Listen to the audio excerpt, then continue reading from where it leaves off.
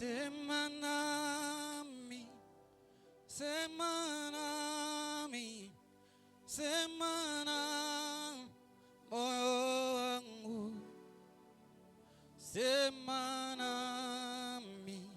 semanami, semana moyo wangu. Semanami, semanami, semana moyo wangu. Semanami, semanami, semana moyo. Bwana semana, we semanami, we semanami, moyo wangu, we semanami, yeah, semanami. Mon cœur est disposé, semanami. Mon cœur est disponible pour que tu déposes la vie encore ce matin. Je prie, semanami, yeah. Oh, semanami, moyo wangu, semanami, semana, yeah, yeah, semana, Mungu wa semana, moyo. Père, je prie ce matin que tu parles à un cœur. Je prie ce matin, Seigneur, que ta sémence tombe sur une bonne terre. Je prie, Seigneur Dieu, que tu brises les rocs d'un cœur, que tu rendes un cœur fertile, disponible pour recevoir ta sémence que tu veux déverser ce matin. Je prie que tu rendes des cœurs ouverts et sensibles, éternel Dieu, à la voix du Saint-Esprit. Je prie que je disparaisse, éternel Dieu, aussi petit que je suis, aussi faible que je suis, que je disparaisse, Seigneur, et que toi tu apparaisses. Prends le contrôle de ce lieu, prends le contrôle de ce moment, prends le contrôle de ces instants. Nous boostons hors de ce lieu tout ce qui ne confesse pas le nom de Jésus, tout ce qui n'est pas compatible au règne de Christ. Les esprits de perturbation, les esprits de divagation de pensée, les esprits de distraction, nous les chassons de ce lieu au nom puissant de Jésus-Christ de Nazareth. Que le Saint-Esprit souffle en ce lieu. L'esprit de vie, l'esprit qui vivifie, l'esprit qui donne la vie, qui se répand dans ce lieu éternel. Qu'un cœur soit disposé à recevoir ta parole et à recevoir la sémence qui descend, la pluie de Dieu qui arrose les filles ce matin. C'est au nom de Jésus-Christ, notre Seigneur et notre Sauveur, que nous avons ainsi prié avec action de grâce. Je dis Amen. Et je demande à quelqu'un de s'élever et de m'aider à élever Jésus avec une offrande d'acclamation. De là où tu es, tu acclames encore Jésus. Tu lui donnes encore une offrande d'acclamation, de célébration ce matin, car il en est digne et il en mérite. Il mérite que nous acclamions 1000 fois, 2000 fois, 10 000 fois, même sans se lasser, sans se fatiguer. Il en est digne. Il en est digne. Il est le seul qui mérite que tu t'élèves et que tu acclames. Alléluia. Merci, tu peux t'asseoir. Comprenez-moi que au début de ce message, je suis un peu essoufflé parce que je ne suis pas trop habitué à faire la louange. La louange, c'est une grâce particulière qui est réservée au frère Étienne Nguindou. Parce que ce matin, on va parler de grâce. Il faut savoir reconnaître la grâce.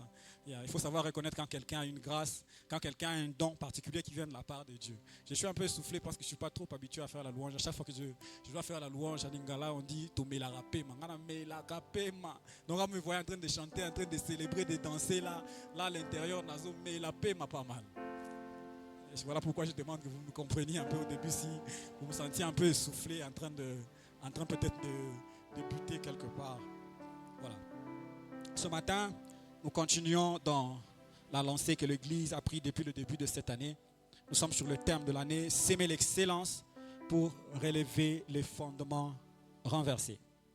Le texte de base, nous sommes dans le psaume chapitre 11 et le verset 3. Le roi David pose cette question, il dit, quand les fondements sont renversés, le juste, que ferait-il? Quand les fondements sont renversés, le juste, que ferait-il? La réponse, je l'ai trouvée, moi personnellement, en rentrant un peu au début de ce chapitre, au premier verset, la partie B. Il dit, comment pouvez-vous me dire, fuis dans les montagnes comme un oiseau? Car voici les méchants bandent l'arc, ils ajustent leurs flèches sur la corde pour tirer dans l'ombre sur ceux dont le cœur est droit. Comment pouvez-vous me dire, fuis dans vos montagnes? Alors face au fondement renversé, nous n'avons pas l'option de fuir. Parce que quand vous vous retrouvez devant une situation, il y a deux options. Soit vous fuyez, soit vous affrontez la situation. Et le roi David pose la question, il dit, comment pouvez-vous me dire de fuir? Et donc la solution n'est pas de fuir, mais la solution c'est d'agir. Voilà pourquoi cette année nous devons s'aimer l'excellence. L'excellence de manière volontaire, de manière intentionnelle. Quand nous voyons un mal se préparer ou s'accomplir, le roi David nous montre que l'option ce matin pour un enfant de Dieu n'est pas de fuir, mais d'agir. Le dimanche passé, le révérend pasteur Christian Pengele, Mouinke, nous a parlé sur le thème « Le feu qui révèle la vipère ». À travers les Actes des Apôtres, chapitre 28, les versets 1 à 6, il nous a exhorté à travers l'expérience de l'apôtre Paul sur l'île de Malte. Le message consistait à nous dire que nous devons et nous encourager à révéler, il nous encourageait à dénoncer, il nous encourageait à brûler au feu toutes ces vipères cachées, toutes ces choses enfouies qui sèment la mort, qui sèment la désolation, qui sèment des problèmes dans des familles, dans des foyers, notamment l'hypocrisie, la méchanceté. Et le message de ce matin s'inscrit un peu dans la suite de ce thème, dans la suite de cette exhortation. Et le thème de ce message ce matin, nous l'avons intitulé par la grâce de l'Esprit, les pharisiens face au mystère de la grâce. Les pharisiens face au mystère de la grâce. Nous allons prendre nos Bibles, nous sommes dans le livre de Luc, chapitre 15. J'ai besoin de 4 lecteurs. J'ai besoin de 4 lecteurs de préférence dans la version Louis Ségon. Le premier lecteur va nous lire Luc 15, du 1er au 6e verset. Le deuxième lecteur va nous lire de 8 à 9. Le troisième lecteur va nous lire de 11 à 24. Et le quatrième va nous lire de 25 à 31. Mais avant de lire la parole, permettez-moi de rendre des honneurs à tout Seigneur, tout honneur. Je dis merci à mon Père, le révérend pasteur Christian Pengele, qui m'accorde encore la grâce de me tenir au devant de vous et de parler de la part du Seigneur.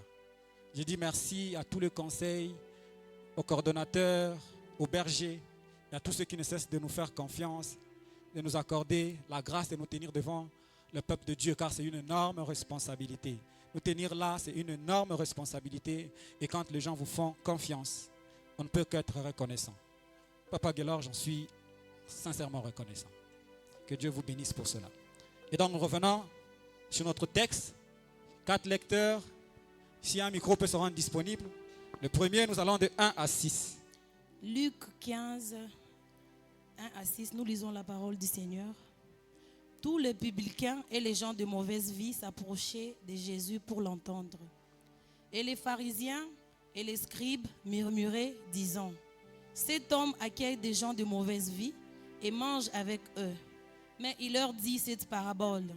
« Quel homme d'entre vous, s'il a 100 brebis et qu'il en perde une, ne laisse les 99 autres dans le désert pour aller auprès de celle qui est perdue jusqu'à ce qu'il la retrouve. 5. Lorsqu'il l'a retrouvée, il la met avec joie sur ses épaules. 6. Et de retour à la maison, il appelle ses amis et ses voisins et leur dit, « Réjouissez-vous avec moi, car j'ai retrouvé ma brebis qui était perdue. » Versets 9 à 8, non 8 à 9. Luc 15, 8, 9. Un deuxième lecteur.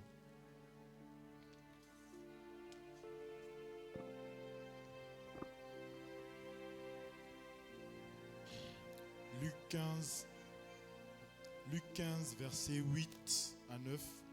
Ou quelle femme, s'il a 2 drachmes et qu'elle en perde une, n'allume une lampe, ne la balaye la maison et ne cherche avec soin jusqu'à ce qu'elle la retrouve. Lorsqu'elle l'a retrouvée, elle appelle ses amis et ses voisines et dit: Réjouissez-vous avec moi, car j'ai retrouvé la drachme que j'avais perdue. Amen. Amen. 11 à 24.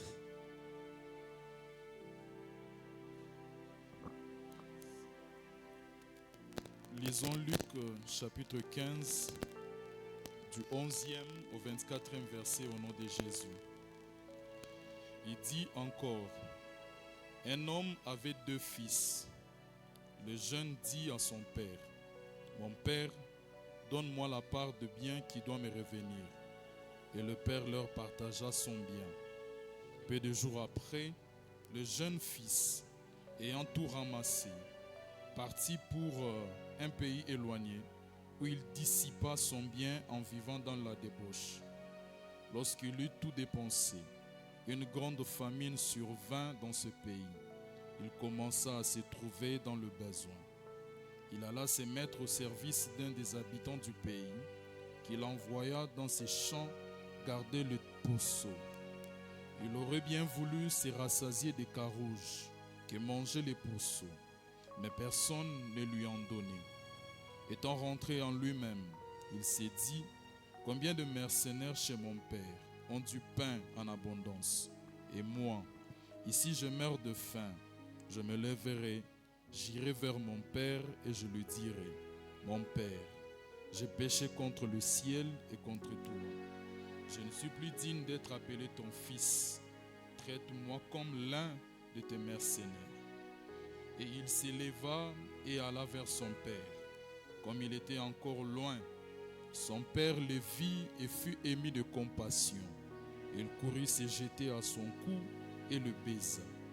Le fils lui dit: Mon père, j'ai péché contre le ciel et contre toi.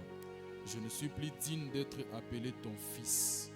Mais le père dit à ses serviteurs: Apportez vite la plus belle robe et l'en revêtez.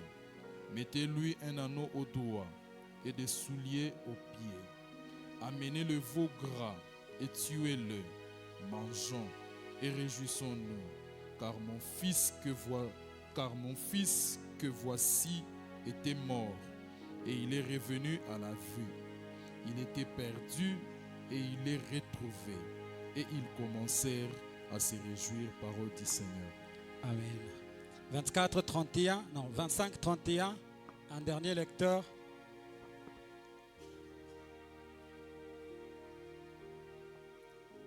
« 25, 31. Or, le fils aîné était dans le champ. Lorsqu'il revint et approcha de la maison, il entendit la musique et les danses. Il appela un de ses serviteurs et lui demanda ce qui s'était passé, ce que c'était. Ce serviteur lui dit: Ton frère est de retour, et parce qu'il a retrouvé en bonne santé, ton père a tué le veau gras. Il se mit en colère et ne voulut pas entrer. Son père sortit et le pria d'entrer. Mais il répondit à son père: Voici, il y a tant d'années que je te sers, sans avoir jamais transgressé tes ordres, et jamais tu ne m'as donné un chevreau pour que je me réjouisse avec mes amis. Et quand ton fils est arrivé, celui qui a mangé ton bien avec des prostituées, c'est pour lui que tu as tué le veau gras. Mon enfant, lui dit le père, tu es toujours avec moi, et tout ce que j'ai est à toi. Parole du Seigneur. Est-ce qu'on peut acclamer la parole du Seigneur?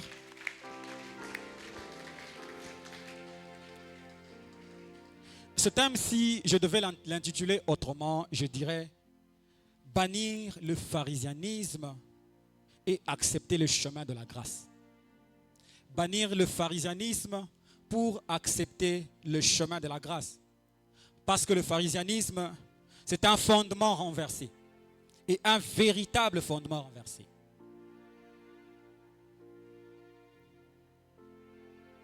Mais le propre de cette ruine, de cette maladie que j'appelle le pharisianisme ce matin, c'est que Dieu le reproche à l'Église.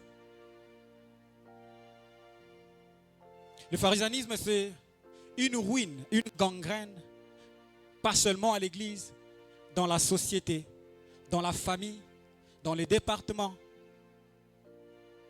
au travail, dans tout endroit où les gens se regroupent.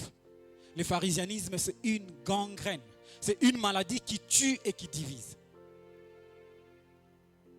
Et je disais, le propre de cette maladie, c'est que Dieu le reproche à l'Église. Dieu le reproche aux gens qui ont été mis à part pour servir de modèle pour le monde. L'Église a été appelée à part, a été appelée en dehors du monde pour servir de modèle, pour servir de sémence, pour le changement, pour la transformation du monde. Dans la parabole de livret de chant dans Matthieu 13, Jésus ayant renvoyé la foule, il prend ses disciples, il entre avec eux dans la maison et il commence à les expliquer cette parabole. Il leur dit, le champ c'est le monde, la bonne sémence ce sont les fils du royaume, les vrais ce sont les fils du malin. Le champ c'est le monde, la bonne sémence ce sont les fils du royaume, les vrais ce sont les fils du malin. Les fils du royaume sont la bonne sémence de Dieu dans le champ du monde. Les fils du royaume sont la bonne sémence de Dieu dans le monde.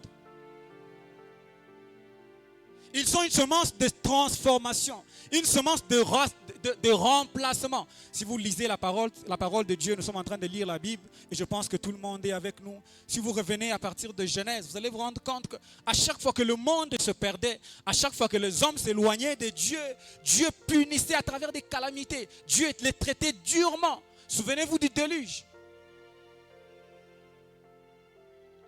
Mais à partir d'Abraham, c'est comme si Dieu avait changé de stratégie. Parce que lui-même s'était repenti déjà après le déluge. Dieu a changé de stratégie. Il ne va plus par la mort, par la colère, mais il va par la sémence. Il a dit à Abraham que toutes les nations de la terre seront bénies en ton nom. C'est pourquoi vous allez voir dans certains évangiles, dans la plupart des évangiles, notamment Matthieu et Luc, lorsqu'ils parlent de Jésus, avant d'introduire Jésus, ils reviennent à sa généalogie. Ils reviennent jusqu'à Abraham pour réellement nous montrer que, c'est que le feu Alain Mouloto disait, c'est lui qui devait venir et qui vint, qui devait accomplir la promesse de Dieu pour que tous les hommes soient sauvés en Abraham. Voilà pourquoi est-ce que dans les évangiles, on remonte la généalogie de Jésus jusqu'à Abraham, pour réellement l'attacher à cette promesse de Dieu. Et Jésus vient, il dit, nous sommes la bonne sémence de Dieu dans le champ du monde. L'Église n'a pas été mise à part pour simplement vivre à part, mais l'Église a été mise à part pour servir de modèle. Israël devait servir de modèle pour les autres nations. Et Israël aujourd'hui, c'est l'Église. L'Église doit servir de modèle pour le peuple, pour des gens perdus. Nous sommes la bonne sémence de Dieu, celle de la terre et lumière du monde. Voilà pourquoi nous devons s'aimer l'excellence. Parce qu'une bonne sémence ne peut s'aimer que des choses qui sont de la même nature que elle. Si nous cessons de s'aimer l'excellence, le monde va à sa perte. Le monde sera plein de livrets.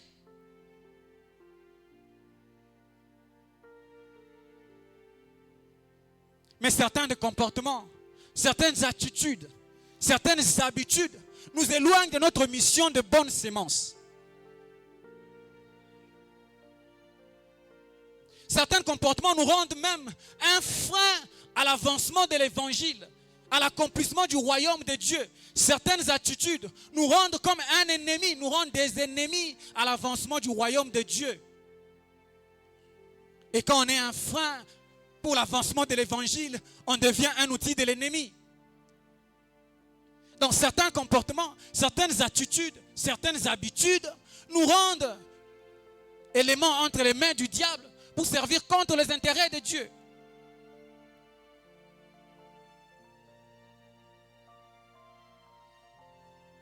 Certaines habitudes et certains comportements empêchent même la transformation des autres. Nous devons servir de modèle. Quand quelqu'un qui est dans le monde me regarde, que je lui donne envie de venir à Christ.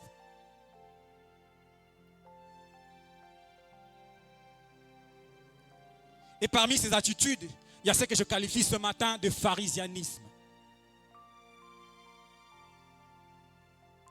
Nous pouvons retrouver cela dans les évangiles. Luc 15, 1 à 2 que nous venons de lire ce matin. La Bible dit, tous les publicains et les gens de mauvaise vie s'approchaient de Jésus. Je m'arrête d'abord là. C'est quelque chose de normal. C'est tout à fait normal que quelqu'un qui est perdu s'approche pour entendre ce qui se dit. C'est normal qu'une brebis qui est perdue revienne vers le Seigneur pour entendre ce que le Seigneur dit. Nous devons encourager les gens à venir vers Dieu, vers nous, entendre ce que nous avons à dire. Mais la suite, la Bible dit, et les pharisiens et les scribes murmuraient disant, cet homme accueille les gens de mauvaise vie et mange avec eux. Matthieu 9, 10, 11. La Bible dit, comme Jésus était à table dans la maison, voici beaucoup de publicains et de gens de mauvaise vie vinrent se mettre à table avec lui et avec ses disciples. 11.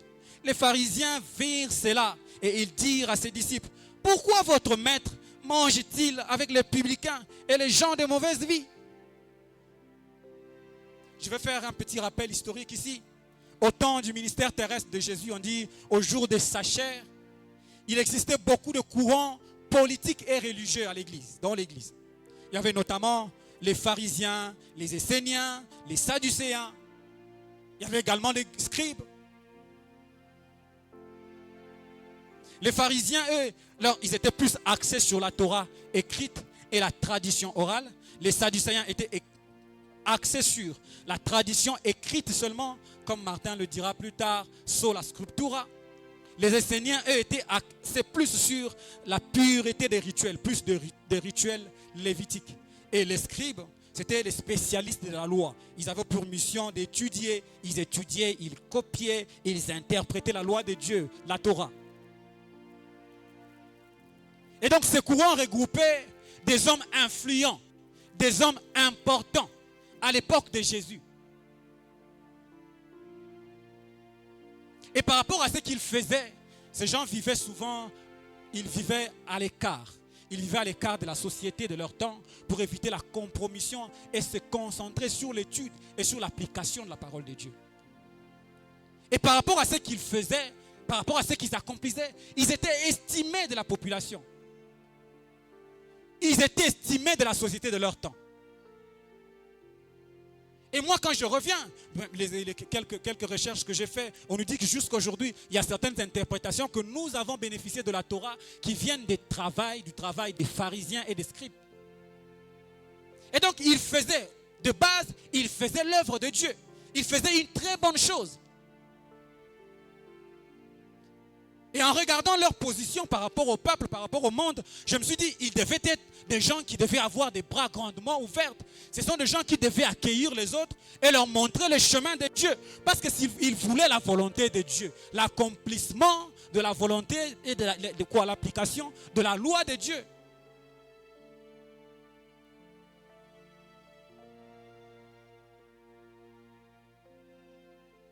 Mais vous allez remarquer plus tard que malheureusement, ils étaient devenus pleins d'eux-mêmes. Les pharisiens sont devenus pleins d'eux-mêmes. Leur éloignement du peuple les a éloignés également de leur mission. Leur éloignement du peuple a fait qu'ils ont commencé à regarder les autres de haut. La considération qu'ils avaient des autres ont fait qu'ils ont commencé à regarder les autres comme étant inférieurs à eux. La considération, le respect qu'ils recevaient des autres les a transformés en orgueilleux, qui sont devenus pleins d'eux-mêmes. Si vous lisez les évangiles, vous lisez la suite de leurs œuvres, vous vous rendez compte qu'ils ont commencé peut-être eux-mêmes à combattre la raison pour laquelle ils s'étaient mis en écart. Ils sont devenus un frein à l'évangile. Ils sont devenus ennemis à l'avancement du royaume de Dieu. Et on peut retrouver leurs actes à travers les évangiles. Jean chapitre 9, verset 33 à 34. l'aveugle de naissance que Jésus avait guéri, il tente de leur apporter une vérité. Mais écoute, il dit, si cet homme ne venait pas de Dieu, il ne pourrait rien faire. Mais écoute la réponse des pharisiens. Ils lui répondirent, tu es né tout entier dans le péché et tu nous enseignes. Et ils le chassèrent. Tu es né tout entier dans le péché et tu nous enseignes. Urizari kwa we mujima munzambi. Quel orgueil! Peut-être qu'ils ont oublié. Je ne sais pas si à l'époque ils ne comprenaient pas, s'ils n'avaient pas encore appris que nous naissons tous dans le péché en Adam. Si le roi David, l'homme selon le cœur de Dieu, dit, voici, je suis né dans le péché et ma mère m'a conçu dans l'iniquité. L'homme selon le cœur de Dieu, qui sont-ils pour s'en soustraire? Écoutez le titre de leur prière. Nous sommes dans Luc 18, 11. Oh Dieu, je te rends grâce de ce que je ne suis pas comme les restes des hommes, qui sont ravisseurs, injustes, adultères, ou même comme ce publicain. Je te rends grâce, je te rends grâce de ce que je ne suis pas comme les autres hommes. Quel orgueil! Tu pries Dieu, mais on ressent dans la prière de l'orgueil. Oh Dieu, je te rends grâce de ce que je ne suis pas comme les autres.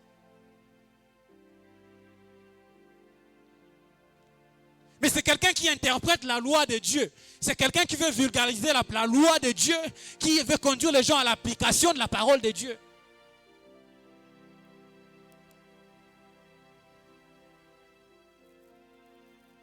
Le pharisianisme moderne que je veux parler ce matin, c'est cette attitude, cette prétention, quand certains, et beaucoup, à se croire par eux-mêmes supérieurs aux autres, plus grands que les autres, plus importants que les autres, meilleurs que les autres. Ils méritent les bonnes places, les premières places.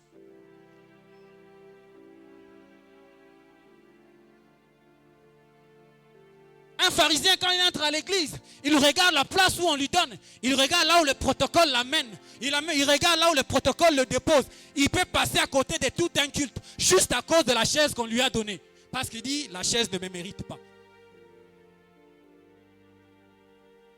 Un pharisien peut passer à côté de tout un culte juste à cause du visage du modérateur. Il regarde juste divine. Est-ce que yo pena ko modérer ngana sambila?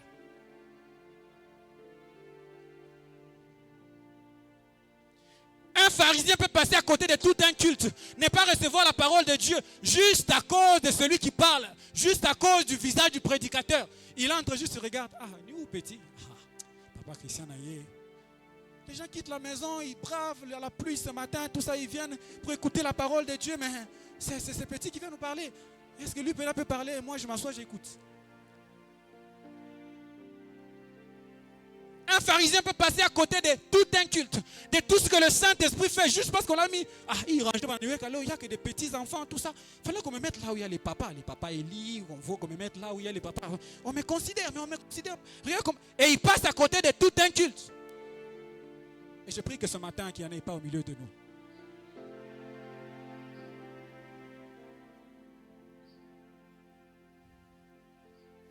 Au début, quand je commençais le travail là où je suis actuellement, on avait un superviseur et il parlait à propos de notre chef à tous. Il me dit, petit bazalaka chef boété. Moi j'ai dit, ah vieille, petit bazalaka poste wana ngana pesango elengi. Oh pesango c'est bazalaka chef boété, chef mobimba. Quand tu le regardes c'est comme si ça chef te ba pesanga bureau petit talatin, on moniteur oh, na koti na bureau na niatinkewa, na pelisi clim petit, na fandi na croiser le koloboy. Mutagole kate.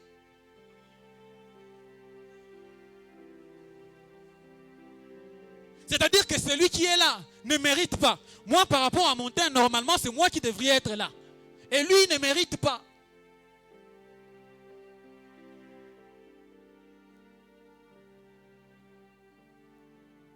Le pharisianisme, c'est une gangrène pour la société. C'est une maladie qui tue. C'est une maladie qui divise. Et c'est un véritable fondement renversé. C'est un véritable fondement renversé. Matthieu 16, verset 6, parlant à ses disciples, Jésus leur dit, faites attention, Méfiez-vous du levain des pharisiens et des sadducéens. Bible, parole de vie, version 2017. Méfiez-vous du levain des pharisiens et des sadducéens. Faites attention à la fermentation cachée, à la malice, à la corruption, au péché mignon des pharisiens et des sadducéens. Car c'est un fondement renversé. C'est un véritable fondement renversé. C'est le déni de la grâce. C'est le déni de la grâce de Dieu. En lisant, j'ai identifié 4 levains du pharisianisme. Le premier, c'est l'hypocrisie. Je ne vais pas y revenir. Le pasteur nous a largement parlé dessus le dimanche passé. Le deuxième levain, c'est l'orgueil. Oh mon Dieu, je te remercie parce que je ne suis pas comme les autres hommes. Ils sont meilleurs en tout. Ils connaissent tout. Ils sont mieux en tout. Tous les postes leur conviennent. Quand les autres font, ce n'est pas bien. Il faut seulement que lui arrive. Un jour, on devait implanter une petite pancarte quelque part pour faire la publicité, pour que les gens reconnaissent qu'ici, il y a une position de l'institution où je travaille. On avait quelqu'un qui fait la logistique, c'est ça son travail. Il n'était pas là, il était en déplacement. On est allé, bon, on a cherché un endroit, on n'a pas trouvé. Il n'y avait pas de moyen pour mettre le petit pancarte. Qu'est-ce qu'on fait? On décide juste au coin de l'avenue et on le met. Il vient, non, on ne devait pas le mettre là-bas. Les gens ne vont pas voir. C'est caché. Si ce n'est pas votre travail, ne le faites pas. On a dit, bon, on n'a pas de problème peut-être. Ce n'est pas notre domaine réellement, on reconnaît, mais c'était l'urgence, on avait demandé de mettre, parce que la position est déjà là. Alors toi, comme c'est ton domaine, va le faire. Il vient, il cherche, il regarde, il voit devant, il y avait un petit terrassé, il creuse là-bas, et il met le truc, il se réveille, il vient le matin, le chef du quartier a déjà élevé, il a déjà démoli, il a jeté par terre. Et il revient finalement, il dit au chef, bon, on remet ses mains là-bas. J'ai dit, bon, ouais, qu'est-ce que tu as fait finalement? C'était bon parce que lui, il a fait.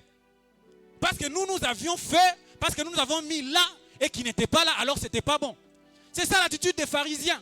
Quand lui n'est pas dans la chose est toujours mal faite.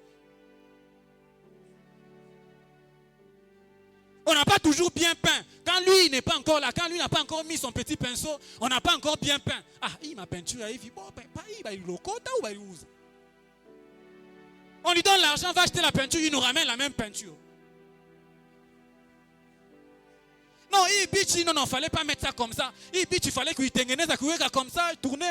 Nous, on a tourné, on n'a pas cherché. Et il tourne, on vient, ça siffle de partout, on revient demain. Ah, tout moué que tout y. Fondement renversé.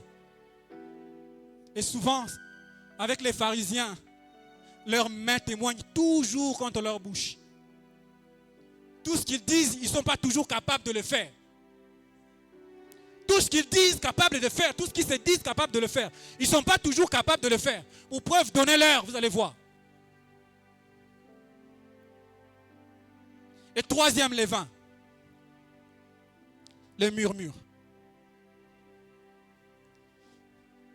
Les pharisiens, malgré leurs prétentions, malgré leur orgueil, ils ne sont pas capables d'avancer vers un homme et de lui parler en face.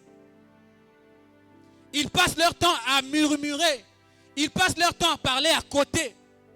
Et ils ont donné le travail à Jésus. Si vous lisez dans les Écritures, Jésus devait à chaque fois lire dans leurs pensées. Il devait à chaque fois lire à travers leurs attitudes. À chaque fois qu'ils ouvraient la bouche pour parler à Christ, Christ les confondait. Et voilà, ils ont adopté une attitude, les murmures. Les pharisiens, c'est le genre de personnes qui aiment les évaluations anonymes. Quand il peut déverser tout son venin, quand il peut déverser tout ce qui est dans sa poitrine, dans son cœur, sans que personne ne sache que c'est lui qui l'a dit. Bon, c'était une parenthèse, je la ferme rapidement. Jude reprime ce genre de comportement. Jude 1, verset 16, il dit, ce sont des gens qui murmurent, qui se plaignent de leur sort, qui marchent selon leur convoitise, qui ont la bouche des paroles hautaines, qui admirent les personnes par motif d'intérêt, verset 12, il dit qu'ils sont pour nous. Il dit, ils sont des écueils, c'est-à-dire des obstacles, des dangers dans vos agapes, dans nos familles, dans nos sociétés, dans nos départements. Ces gens sont des écueils dans nos agapes. Ils sont des écueils dans nos départements. Ils sont des écueils dans nos réunions. Ils sont des écueils dans des églises. Ils sont des écueils dans des familles. Ils sont des écueils au travail. Ils sont des écueils dans les quartiers. Ils sont des écueils partout où les gens se réunissent.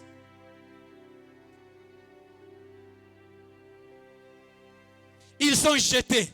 Ils sont jetés pour un salaire dans l'égarement de Balaam, la cupidité. Non, je reviens sur mon verset. Il dit, ce sont des écueils dans vos agapes, faisant impudemment bonne chair, se frappant eux-mêmes. Ce sont des nuées sans eau, poussées par les vents, des arbres d'automne sans fruits, 2 fois morts, déracinés, fondements renversés. Et pour eux, il dit, malheur à eux, car ils ont suivi la voie de Caïn, la convoitise. Ils se sont jetés pour un salaire dans l'égarement de Balaam, la cupidité. Et ils se sont perdus dans la révolte de Corée, l'opposition contre Dieu, contre l'avancement de l'œuvre de Dieu.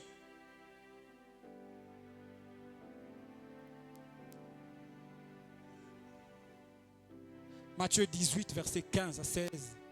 Jésus dit, si ton frère a péché, entre parenthèses on dit contre toi, il peut pécher contre toi ou contre quelqu'un d'autre. Il dit, va le trouver, et j'ai souligné, parle-lui en tête, parle-lui en tête à tête. S'il t'écoute, tu as gagné ton frère. Dans la suite, la Bible dit, tu peux associer quelques frères, ou tu peux même en parler à l'église. Va lui parler en tête, ne murmurez pas. Les murmures sont des fondements renversés. Ils divisent, ils détruisent.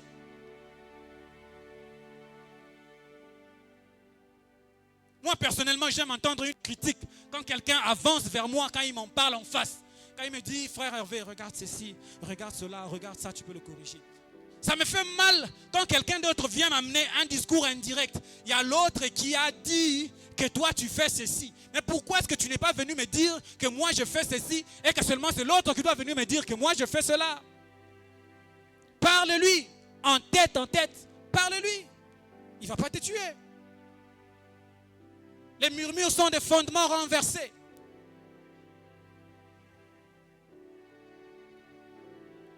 Quatrième levain des pharisiens, la surveillance. Les pharisiens sont des experts en surveillance. Ils déploient leur énergie, ils déploient leur effort pour trouver les erreurs dans le comportement, dans la marche des autres. Souvent, ils minimisent leurs propres erreurs et ils condamnent avec vigueur les erreurs des autres.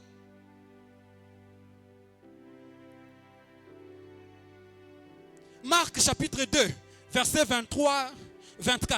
La Bible dit, il arriva un jour de sabbat que Jésus traversa des champs de blé. Ses disciples, faisant chemin, se mirent à arracher des épis.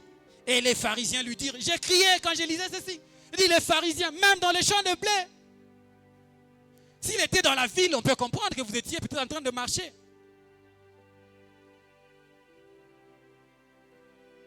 S'il était à l'église, je peux dire peut-être qu'il était en train de prier et toi tu as vu. Mais même dans les champs de blé, ce qu'ils ont fait dans les champs de blé, vous avez vu, vous étiez là, vous faisiez quoi? Bizarrement, les pharisiens sont comme toujours bien placés au bon moment et au bon endroit pour entendre ce qui s'est dit et entendre et voir ce qui se fait. Il y a quelque chose qui s'est passé à minuit, le matin, il te raconte, il dit, frère, tu étais là, tu avais vu.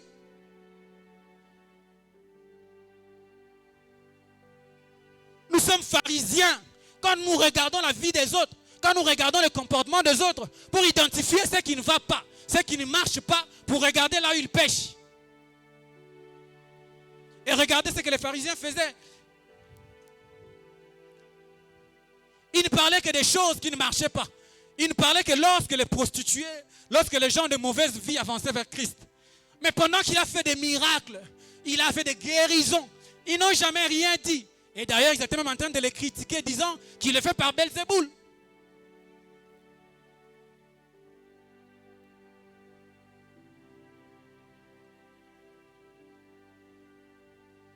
Sois pas FBI pour la vie de ton frère. Ne sois pas un policier pour la marche de ton frère.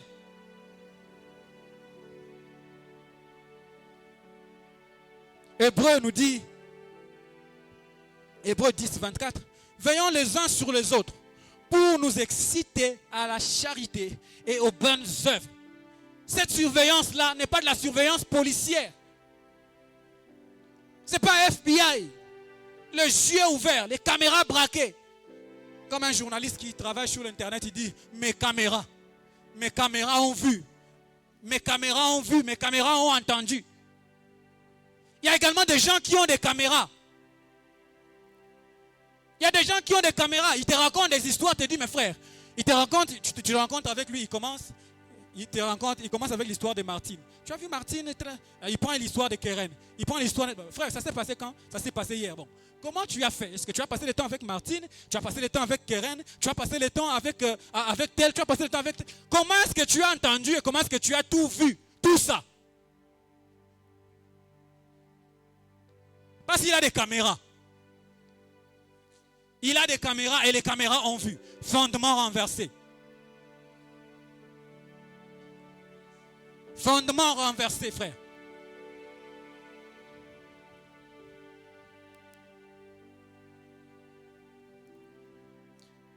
La surveillance que Hébreu nous encourage, c'est juste une attention, de la bienveillance pour éviter le découragement, le péché et favoriser la croissance spirituelle.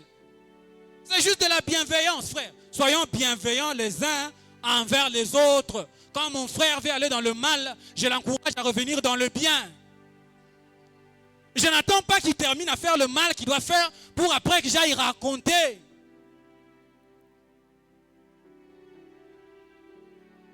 C'est de la méchanceté. Oui, c'est de la méchanceté. Mais en lisant, j'ai aussi identifié 3 choses qui favorisent le pharisianisme. 3 choses, si vous ne faites pas attention à ces choses-là, ils peuvent vous transformer. La première des choses, c'est le pouvoir, la position. Vous savez, la position a le don de nous influencer, ou soit de révéler notre vraie nature. L'élévation teste notre caractère. Il peut soit nous influencer, nous changer, soit révéler réellement ce que nous étions déjà. Il ne nous a pas transformés, mais c'est seulement ce que nous étions. Mais la position nous a juste exposés. Il y a un ancien président américain qui disait, si tu veux savoir qui il est, donne-lui le pouvoir. Tu veux savoir qu'il est fidèle, donne-lui le pouvoir. Tu veux savoir qu'il est chrétien, donne-lui le pouvoir. Tu veux savoir qu'il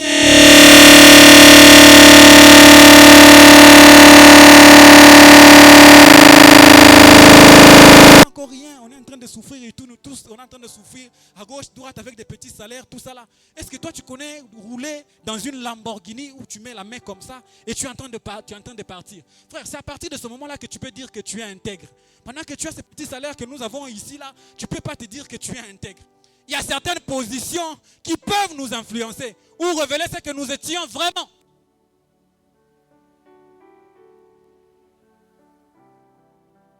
La position des pharisiens les a amenés à considérer les autres comme étant inférieurs à eux. Leur position est devenue plus importante que leur mission. Ils avaient la mission d'interpréter, ils avaient la mission d'étudier, ils avaient la mission de parler de la parole de Dieu, de pouvoir interpréter la Torah. Seulement la position que ce travail les a donnée est devenue plus importante que la mission. Elle a plus de valeur que la mission.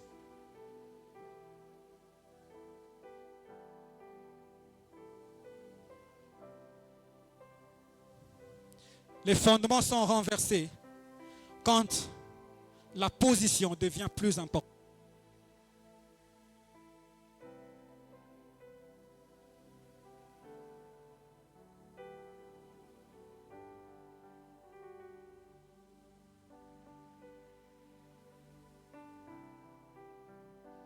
Tu t'occupes plus du fait d'être président. Tu t'occupes plus du fait d'être tel. Et tu as complètement perdu la mission pour laquelle on t'a placé sur cette position.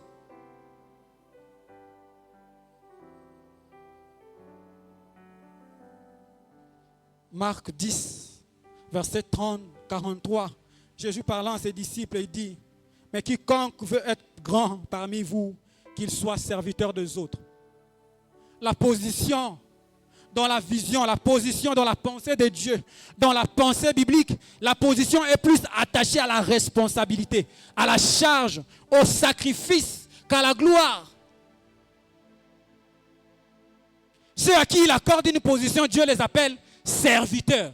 Ils sont serviteurs de Dieu, mais on ne peut servir Dieu qu'à travers et parmi les hommes. Et donc quelque part, on est aussi serviteurs des hommes.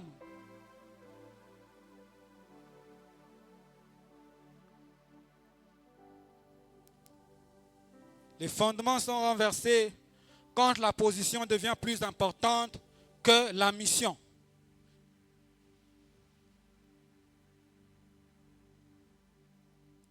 Deuxième chose, la connaissance. Dans la pensée biblique, la connaissance n'est pas donnée comme un outil de domination, frère. La connaissance a été donnée comme un outil d'édification. Comme un moyen pour servir Dieu, grandir spirituellement. Elle est liée à l'obéissance, à l'édification mutuelle, au service, plutôt qu'à l'exercice d'un pouvoir sur les autres. Les dons de service et les dons de ministère ont été donnés pour l'édification, pour le perfectionnement et non pour la domination. Mais quand nous voyons nous pas aujourd'hui, beaucoup sont tombés dans le piège que l'apôtre Paul était en train de dénoncer. Dans 1 Corinthiens 8, verset 1 b, il dit, la connaissance enfle, mais la charité édifie. Toute connaissance, lorsqu'elle n'est pas accompagnée d'amour, elle devient de l'orgueil. Elle devient une démonstration de je connais. Moi je sais. Moi je peux. Moi je fais. Les pharisiens se sont enflés d'orgueil à cause de la connaissance qu'ils avaient acquis, à cause de la connaissance de la maîtrise de la loi qu'ils avaient développée. Ils ont commencé à discriminer les autres. Ils ont commencé à écarter les autres, à éloigner les autres. Les gens qui devaient servir normalement.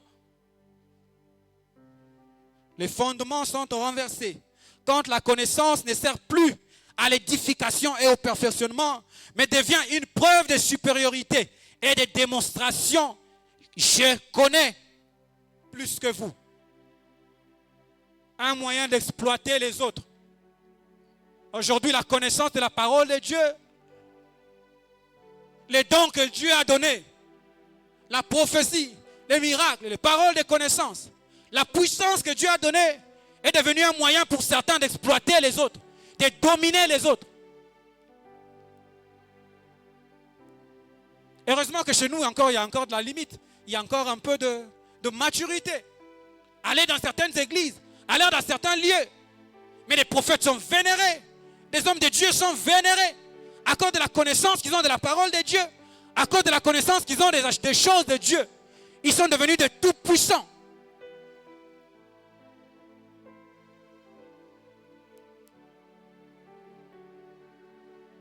La troisième chose, le temps. Je vais parler de l'ancienneté. C'est un vieux piège, vous savez. C'est un très vieux piège. Souvent, les anciens confondent l'ancienneté et la supériorité. Pour certains, l'ancienneté devient un galon que l'on ajoute pour imposer son autorité, plutôt que pour transmettre des valeurs. Dans la parabole des ouvriers de la vigne, où les derniers reçurent le même salaire que les premiers, Matthieu 20, de 1 à 16, Jésus choque notre sens de justice humaine pour mettre en avant la bonté provocatrice de Dieu, fondée sur la grâce plutôt que sur le mérite. Et il conclut ce passage, il dit que plusieurs des premiers seront les derniers et plusieurs des derniers seront les premiers. Pourquoi les anciens ont du mal à accepter les nouveaux? Pourquoi les vieux ont du mal à accepter les jeunes? C'est un fondement renversé, frère. Dieu n'est pas dans le conflit des générations. Sa souveraineté est au-delà des clivages intergénérationnels. Dieu est au-delà de ça. Le fait d'être ancien, le fait d'être vieux ne te donne aucun pouvoir, aucun mérite au-delà de ce que Dieu a mis en toi. Au milieu de nous ici, il y a des gens Il y a ceux qui sont de la génération où on nous a accueillis avec des bonbons spirituels. Il y en a qui ont reçu des bonbons spirituels. C'était des bonbons, on nous parlait des bonbons, mais on n'a jamais reçu ces bonbons. Mais il y en a d'autres qui sont accueillis avec des casse-croûtes, avec des sucrés. Il y en a d'autres qui ont été accueillis avec un dîner avec le pasteur. Mais devant Dieu, nous avons tous la même valeur. Devant Dieu, nous avons tous la même valeur. Oh, nous étions de l'export. Toi, tu connais les bonbons spirituels. Et toi aussi, tu veux parler. Tu es venu seulement hier ici. On vous a vu en train de manger avec le pasteur là-bas. Et aujourd'hui, tu veux commencer à parler, frère. Nous, on a mangé des bonbons spirituels. Nous, on est de cette époque-là. C'est nous qui pouvons parler de cette église. C'est nous qui pouvons parler de cette œuvre. Toi, tu es venu seulement hier. Et aujourd'hui, tu veux commencer à parler. Fondement renversé. Dans la maison du Père, il y a de la place pour tout le monde. Dans la maison du Père, nous avons tous la même valeur. Que tu sois venu hier, que tu sois venu aujourd'hui, dans la maison du Père, nous avons tous la même valeur. Nous avons tous droit aux mêmes récompenses. Que tu sois venu hier, que tu aies travaillé pendant 10 ans, que tu aies travaillé pendant 5 ans, et celui qui travaille depuis hier, tous nous avons le même salaire.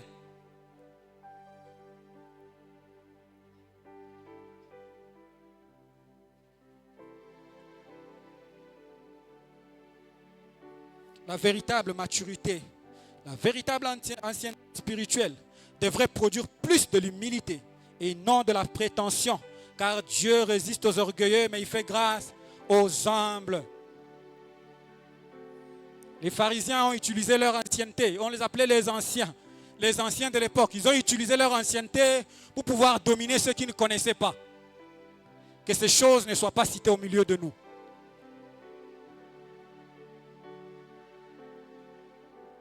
Au regard de tout ce que je viens de parcourir, au regard de tout ce que nous avons parcouru, Jésus regarde, il comprend l'attitude des pharisiens et il remarque réellement qu'ils sont à l'encontre de la grâce. Ils ne comprennent pas le chemin de la grâce de Dieu. Ils ne comprennent pas comment Dieu appelle, comment Dieu restaure, comment Dieu invite. Voilà pourquoi il va prendre le temps. Dans Luc 15 que nous venons de lire, nous avons lu un texte assez long. Il va prendre le temps à travers 3 paraboles à les expliquer, à les montrer comment Dieu appelle. Si vous comprenez le message qu'il veut dire, c'est tout simplement qu'il veut les enseigner qu'être à ses côtés, s'asseoir à sa table, manger avec lui, s'approcher de lui, n'est pas une question de mérite, mais c'est une question de grâce. C'est une question de grâce. Il n'était pas question de position. Les pharisiens regardaient à leur position, ils regardaient à leur connaissance, ils regardaient à tout ce qu'ils ont fait. Normalement, c'est nous qui devrions nous asseoir avec lui. Normalement, c'est nous qui devrions manger avec lui. Mais comment il reçoit des gens de mauvaise vie? Comment il reçoit des prostituées? Mais Jésus leur montre à travers ces 3 paraboles qu'il n'est pas question de position, il n'est pas question de connaissance, il n'est pas question d'ancienneté, mais il est question de grâce. Voilà pourquoi Bartimée peut manger avec moi. Voilà pourquoi Zachée peut manger avec moi sur la même table. Parce qu'il est question de la grâce. Voilà pourquoi un prostitué peut venir et essuyer mes pieds. Parce qu'il est question de la grâce. Normalement, il ne devait même pas m'approcher. Il est question de grâce que de mérite. Le pharisianisme, c'est le déni de la grâce de Dieu. C'est le refus du chemin de la grâce de Dieu. Et Jésus va prendre le temps de les expliquer comment Dieu opère. Nous allons revenir dans notre texte de base, Luc. Jésus va utiliser 3 paraboles. Mais à travers ces 3 paraboles, nous pouvons dégager 4 images. La première image, c'est l'image du brebis. La deuxième image, c'est l'image du drachme. La troisième image, c'est l'image du fils cadet. Et la 4e image, c'est l'image du fils aîné. Dans la première parabole, Jésus utilise l'image de la brebis pour désigner les gens qui ne peuvent pas par leur propre force, par leurs propres moyens, venir ou revenir à Dieu. Il faut qu'on aille le chercher.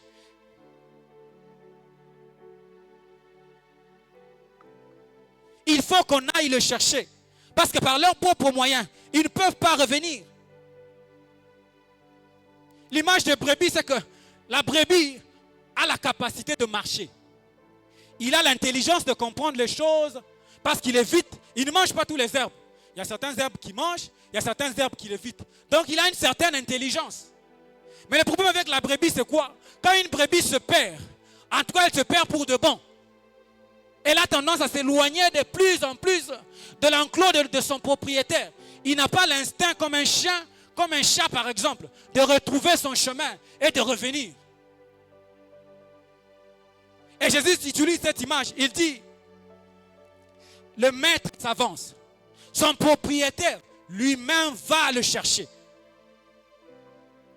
Tous les efforts pour amener la brebis à la maison, tous les efforts pour amener la brebis dans l'enclos sont faits par le berger.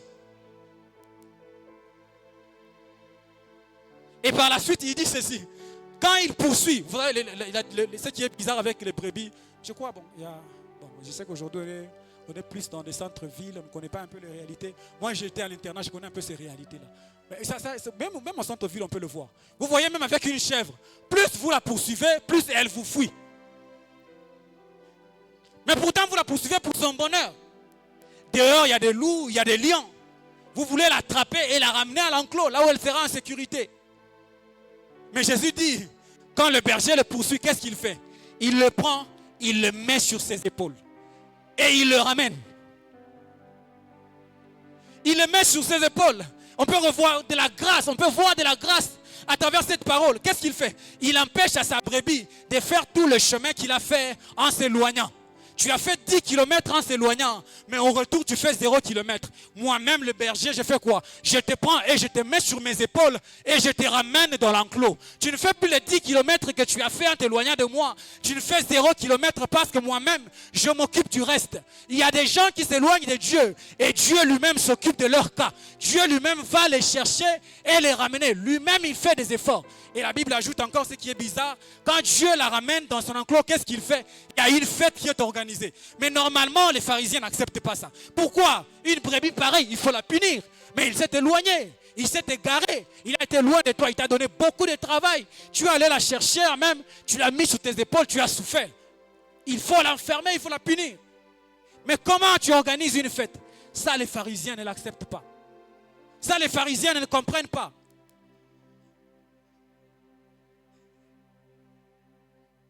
Il y a des gens pour qui on dira, tu as fait souffrir le pasteur, les bergers, ils ont souffert l'intercession, on t'a délivré aujourd'hui, demain tu es encore reparti. L'excellence câble et carburant est même terminée. Parce qu'on doit toujours venir te chercher.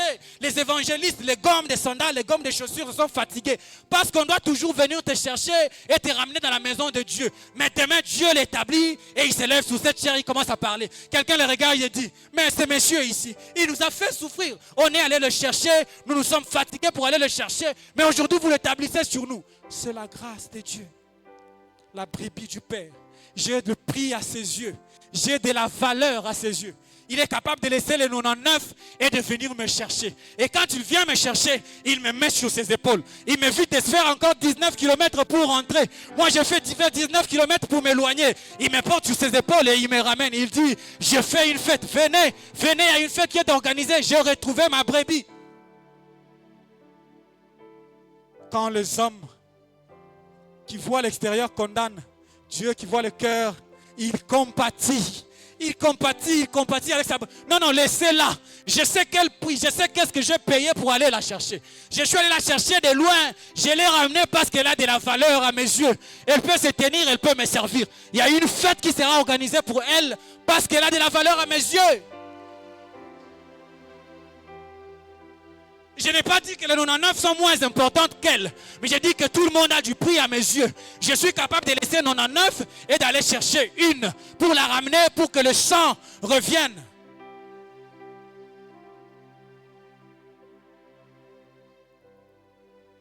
La deuxième parabole, la parabole du drachme, la pièce de monnaie. Ça, c'est encore plus pire. Vous voyez, avec la brebis a la capacité de marcher. C'est-à-dire qu'en se perdant là, quand la brebis se perd, elle peut peut-être par hasard passer devant chez vous et vous la voyez, vous la récupérez. Mais le problème avec la pièce de monnaie, c'est quoi? Quand elle tombe, elle est réellement perdue. Elle ne peut jamais revenir si vous n'allez jamais la chercher. Il y a des gens qui sont des pièces de monnaie. Par sa propre force, il ne va jamais. Vous allez attendre 100 ans. Il ne reviendra jamais à l'église. Il ne reviendra jamais à la maison de Dieu. Il ne va jamais se transformer. Il faut que vous alliez le chercher. Il faut l'intervention du Saint-Esprit. Voilà pourquoi il parle du balayage. Il parle de la lumière. La femme fait quoi? Elle allume la lampe de l'esprit et elle balaye soigneusement toute la maison pour retrouver sa pièce de monnaie. Tous les efforts sont encore faits par le berger, par la propriétaire. Et ce qui est bizarre, quand on retrouve encore une personne pareille, quand on la ramène, qu'est-ce qui est fait? Une fête est organisée. On est allé le chercher. Lui, il n'a fait aucun effort. Mes frères, toi, on est venu te chercher même à la maison. Ce type ici dormait pendant qu'il y avait des cultes ici, pendant que nous prêchons ici. Il y a des gens à côté. Il est juste là. Il entend tout ce que nous disons. Toutes les louanges qui montent ici. Il les entend. Mais il est là dans sa maison en train de dormir. Il faut que vous alliez le chercher. Tant que vous n'arrivez pas là, il ne viendra jamais. Même si le Saint-Esprit est en train de couper côte à Oumou, il ne viendra jamais. La pièce de monnaie, il faut aller le chercher. Elle est perdue de chez perdu. Et ça, les pharisiens ne comprennent pas. Comment tu peux organiser une fête pour une personne pareille?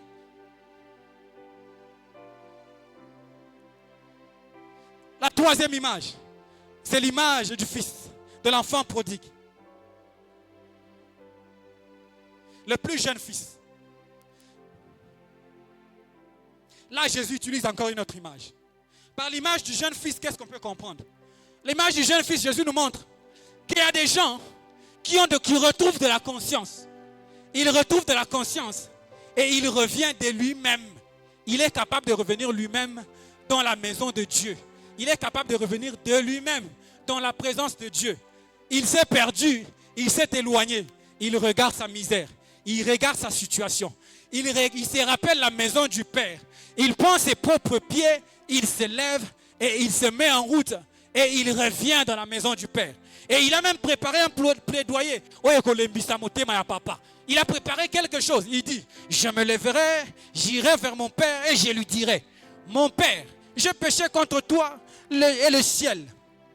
Je ne suis plus digne d'être appelé ton fils, mais traite-moi comme l'un de tes mercenaires. Le verset 10, verset 20 plutôt, la Bible dit, il se leva et alla vers son Père. Ici, les efforts ne sont pas faits par le berger, mais les efforts sont faits par le perdu. Lui-même, il se lève, il regarde sa situation, il regarde sa vie. Il se dit, il y a meilleur dans la maison de mon Père. Et il revient. Mais ce qui est encore bizarre ici, c'est quoi? Il y a une fête qui est organisée. Et pour ceux qu'on est allé chercher, et pour celui qui est revenu de lui-même, il y a une fête qui est organisée. Et ça, les pharisiens ne peuvent pas comprendre. Ça, ils ne peuvent pas accepter. Comment tu peux t'asseoir? Comment tu peux manger avec des gens qui sont perdus? Avec des gens qui se sont éloignés? Mais regardez par la suite. Le fils commence. Quand il arrive, il commence son plaidoyer. Il dit, j'irai vers mon Père. Je retrouve le texte. Voilà. Mon Père, j'ai péché contre le ciel et contre toi. Je ne suis plus digne d'être appelé ton fils. Mais l'amour du Père l'arrête. Regardez la suite. L'amour du Père l'arrête. Il veut continuer la deuxième partie. Mais la deuxième partie, apparemment, Dieu a un problème avec la deuxième partie. Dieu a un problème avec la deuxième partie. Parce que la deuxième partie dit, traite-moi comme l'un de tes mercenaires. Or, tu portes le sang du Fils, comme lui porte le sang du Père. Comment tu peux être esclave dans la maison du Père? Traite-moi comme l'un de tes mercenaires. Tu portes le sang du Créateur, le sang de Dieu, le sang du Père, l'héritage du Père. Tu ne peux pas être esclave dans la maison du Père. Tu peux être esclave dans le lieu de ta perdition, mais tu ne seras jamais esclave dans la maison du Père. Tu peux manger avec les cochons dans le lieu de ta perdition, mais dans la maison du Père, on va dresser pour toi une table. Ça, les pharisiens ne peuvent pas comprendre. Il a même un plaidoyer, écoute, lui-même il veut que tu le traites comme un mercenaire. Il ne mérite pas cette place que tu le mets. Il ne mérite pas cette responsabilité que tu lui as accordée. Parce que c'est un perdu. Quand le fils aîné rappelle au père tout ce que le fils, le premier fils, tout ce que le jeune fils a fait, qu'est-ce que le père lui dit? Il dit, mon fils que voici. Le fils aîné veut qu'on te traite comme un mercenaire. Le père t'appelle mon fils. Il lui dit, mon fils que voici était mort et il est revenu à la vie. Quelle grâce! Et ça, les pharisiens ne l'acceptent pas. Les pharisiens voudront qu'on te traite comme un mercenaire parce que tu t'étais éloigné, parce que tu t'étais perdu, parce que tu as bouffé l'argent du Père, parce que tu as dépensé la richesse du Père. Quand tu reviens, ils voudraient qu'on te traite comme un mercenaire, comme un travailleur. Mais tant que tu portes le sang du Père, tu ne peux jamais être esclave dans la maison du Père. Tant que tu portes la nature du Père, tu ne peux pas être négligé dans la maison du Père. Tant que tu portes la nature du Père, on ne peut pas t'ignorer dans la maison du Père. Tant que tu portes la maison du Père, personne ne peut t'empêcher à faire ce que le Père attend que tu fasses. Tant que tu portes le sang du Père, personne ne peut t'empêcher à occuper la position où le Père veut te placer. Il dit, mon fils que voici. Et la quatrième image, l'image du premier fils.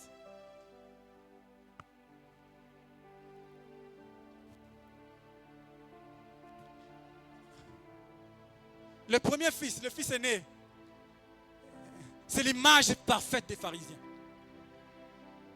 C'est l'image de celui qui a toujours été là. Celui qui a toujours été présent. Il ne s'est jamais égaré. Il n'a jamais dilapidé l'argent de son père. Il est toujours là. Quand le père lui demande d'entrer dans la fête, parce que lui aussi il est convié à la fête. Écoute, il dit à son père.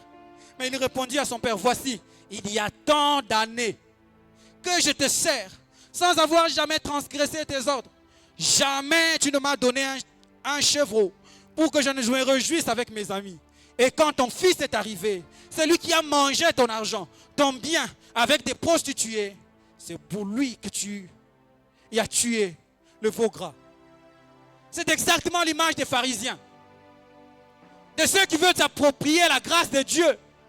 De ceux qui veulent s'approprier la présence de Dieu. De ceux qui veulent s'approprier Jésus. Il faut que le Christ soit le leur. Qu'il marche avec eux, qu'il mange avec eux et pas avec les perdus.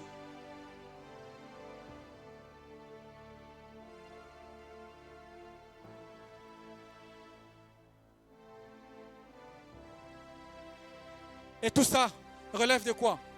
De la jalousie, tout simplement. De la jalousie. Frères et sœurs, il y a de la place dans la maison du Père. Il y a de la place pour tous. Personne ne vient prendre l'héritage de l'un. Personne ne vient diminuer la place des autres. Il y a assez de place dans la maison du Père pour tous. Celui qui s'est perdu, qui est revenu, il n'est pas revenu prendre ta place. Celui qu'on est allé ramasser, qu'on a ramené ici, il n'est pas venu te remplacer. Il n'est pas venu diminuer ton influence.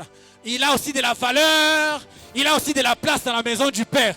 Il y a une place pour tous. Il n'est pas venu prendre ta place, mais il est venu prendre sa place. Parce qu'il a aussi une place dans la maison du Père.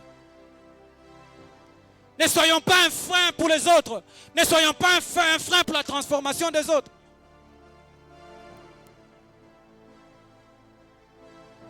Que tu aies été accueilli avec les bonbons spirituels, que tu aies été accueilli avec un dîner. L'amour du Père est le même pour tous. La grâce de Dieu est la même pour tous, mais elle est différente pour chacun, selon son cas. Il y a quelqu'un d'autre, on va aller le chercher. Il y a quelqu'un d'autre, on va aller fouiller. Il y a quelqu'un d'autre qui reviendra par lui-même. Il y a quelqu'un d'autre qui sera toujours là. Mais tous, nous avons de la grâce. Nous avons de la place dans la maison de Dieu. Nous avons de la valeur aux yeux de Dieu. Que tu aies été là pendant 10 ans, pendant 20 ans. Qu'on est venu te chercher, que tu sois perdu. Tous, nous avons de la valeur aux yeux de Dieu. La grâce de Dieu est la même pour tous, mais elle est particulière pour chacun. Arrêtez avec la concurrence. La grâce de Dieu est la même. Accepte que l'autre ait été appelé à faire ceci. Accepte que l'autre soit appelé à faire ceci. Accepte qu'à l'autre on a donné le don de faire cela. Accepte qu'à toi on a donné le don de faire ceci. Parce que parfois nous minimisons nos dons. C'est pourquoi on se lance dans la comparaison. On se dit comment est-ce que lui est appelé à prêcher alors que moi je suis appelé à balayer. Tous nous avons de la même valeur aux yeux de Dieu. Que je balaye, que je prêche, que je chante, que j'évangélise, que j'utilise la caméra. Nous avons tous la même valeur aux yeux de Dieu. Nous avons de la place dans la maison du Père.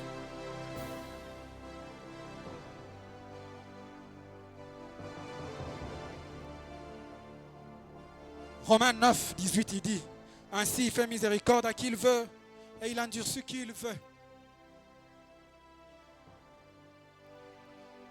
Un jour, il a voulu sauver un peuple perdu, les Samaritains. Moi, quand je lis cette histoire, je me suis toujours dit, normalement, Jésus devait se rendre dans les temples des Samaritains.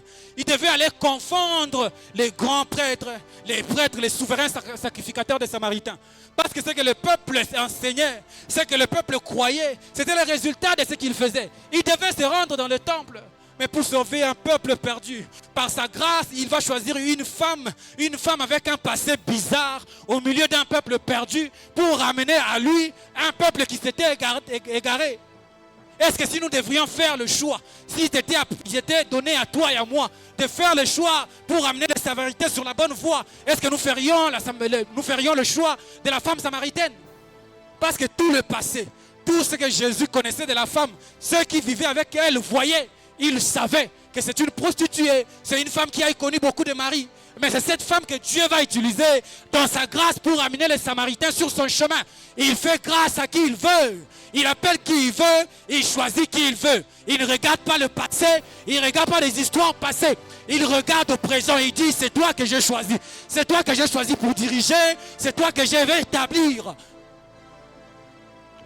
Accepte que ce soit l'autre qui soit établi et pas toi.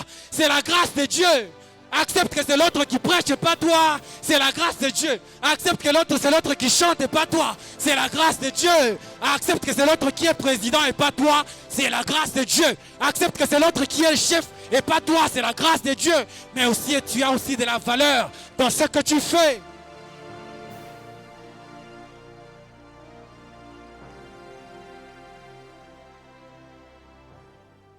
Aucun don n'est petit. Aucune grâce n'est inférieure aux yeux des hommes. Les hommes regardent à ce qu'ils voient. Les hommes voient ce qui brille. Quand quelqu'un porte le costume, quand tu montes ici, frère, je peux vous dire que je peux monter avec des costumes 3 pièces sur cette chair et parler de la part de Dieu et ne pas lui être agréable que quelqu'un qui a passé son temps à balayer ce temple. Et celui qui rend gloire à Dieu et celui qui est agréable et celui que le Père accepte, ce ne sont pas les habits, ce n'est pas le teint qui donne de la valeur aux yeux de Dieu.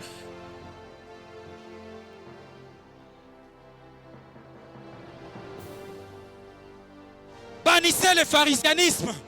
Acceptez le chemin de la grâce de Dieu. Il appelle qui il veut, il établit qui il veut. Et dans tout ce qu'il donne, dans tout ce qu'il établit, il y a de la valeur, de la considération. Il est prêt à venir te chercher, il est prêt à venir te retrouver là où tu seras.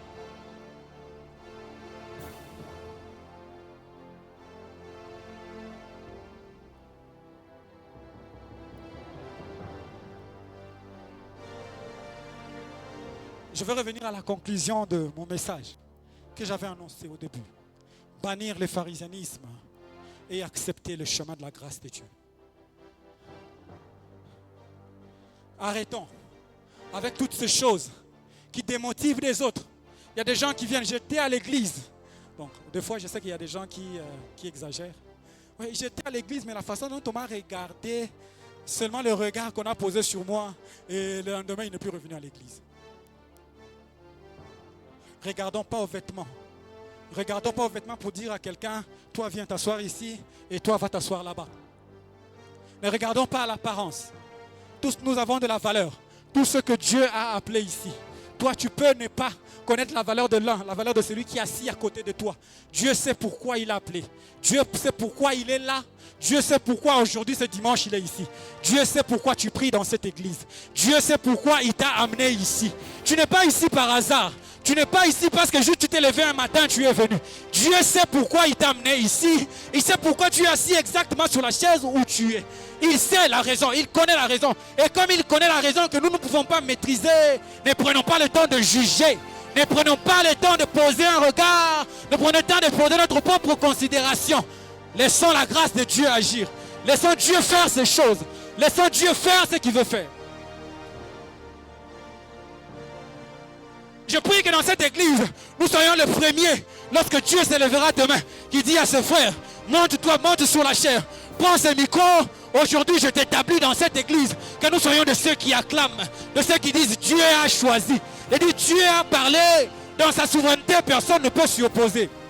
S'opposer au chemin de la grâce, c'est s'opposer à la souveraineté de Dieu. Parce que la grâce vient de la souveraineté de Dieu. Quand tu refuses ce que Dieu a établi, tu refuses la souveraineté de Dieu. On ne peut pas s'opposer à Dieu.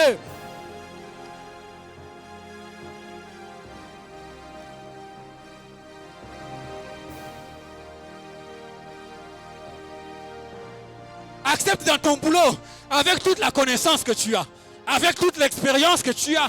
Mais demain, c'est quelqu'un d'autre qui est élevé. Ne sois pas aigri, laisse le temps. Dieu sait pourquoi tu es là. Il sait pourquoi tu es dans cette entreprise-là. Il sait où il t'amènera demain. Il sait ce qui t'attend demain. Aujourd'hui, c'est ton tour. Ton tour, c'est demain. Ton tour vient.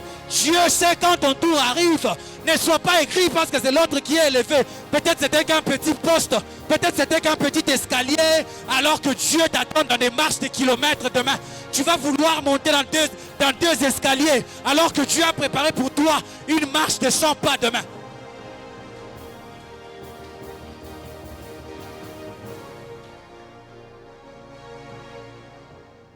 Est-ce que quelqu'un peut s'élever? Quelqu'un peut s'élever, nous allons dans la prière. Quelqu'un peut s'élever et dire, Seigneur, je m'approche encore devant de toi ce matin. J'ai entendu ta parole. Ce que je voudrais ce matin, donne-moi un cœur. Donne-moi un cœur qui entend la voix de Dieu. Donne-moi